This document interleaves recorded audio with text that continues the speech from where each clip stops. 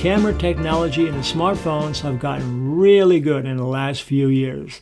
And now with the amazing camera features in the iPhone 11 Pro and some of the other smartphones, I decided to take the leap and start using what the iPhone 11 Pro Max has to offer for many of my photo and movie projects.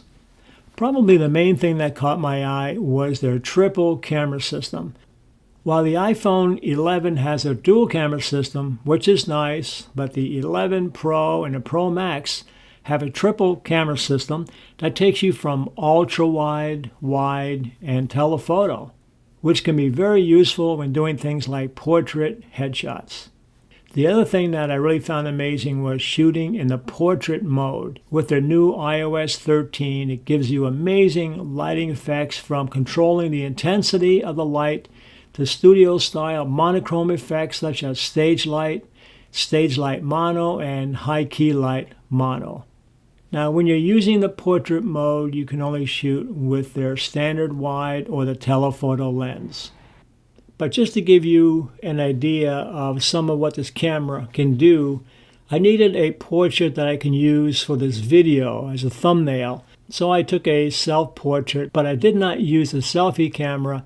I just set the camera on the tripod, and I also hooked up a Bluetooth button, so I would just press the button and it would fire it automatically. And here you can see I was using the ultra-wide lens, and in a final image here that I used for the thumbnail, I did just a little bit of cropping and enhancement.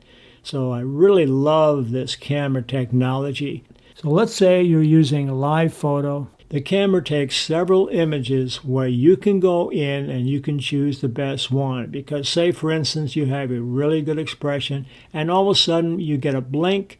Well, guess what? Maybe 2 or 3 frames later that blink is gone, but yet the expression still remains, so you can use that image. Instead of rejecting that image, which you would have had to do back in the old days, now with this newer technology it captures everything within that moment. Now, I should mention that I'm not really new in tablet technology. We've been using our iPads and iPods for many, many years, but I just fell in love with the camera system that the iPhone 11 Pro Max has to offer. And another really interesting feature that I found was their night mode, which the iPhone uses their technology to brighten up very, very low light images. And the 11 Pro also has their dual optical image stabilization, which they claim is going to give you very, very smooth movie quality. So possibly we can get by without using a gimbal.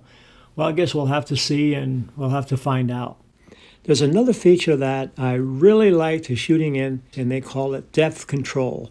It's very similar to changing your aperture of your lens. As an example, just say you're doing a simple headshot in an office and you have a lot of clutter in the background, and you can actually adjust the aperture of the lens, which means you can open up the lens wide open or you can close it down to the smallest opening.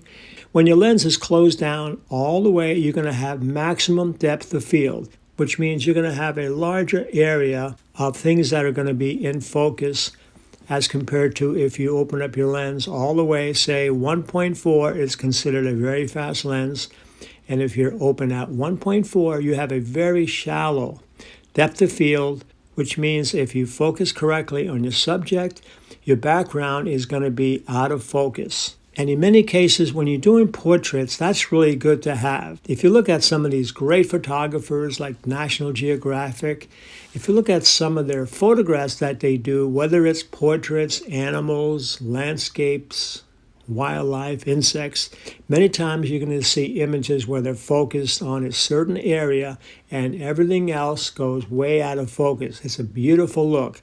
And to some degree, we can achieve this now in portrait mode, and then we can adjust the aperture. So let's take a look at this. So here you can see that we're at f4.5. Now watch what happens if I slide this. The way that you access that is you're going to click on the F symbol here. You can see it says F4 right now. And if you click on this, it's going to bring up this scale. The center is about 4.5. And then watch what happens if we slide it along. We go all the way to f16. And f16 would be the smallest aperture.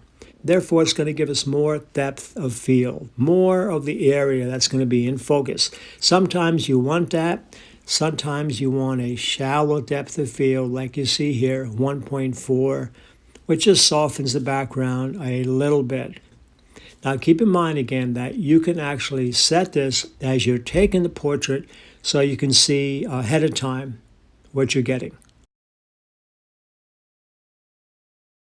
And Apple also claims that the battery life on the 11 Pro Max has an increase of 5 hours.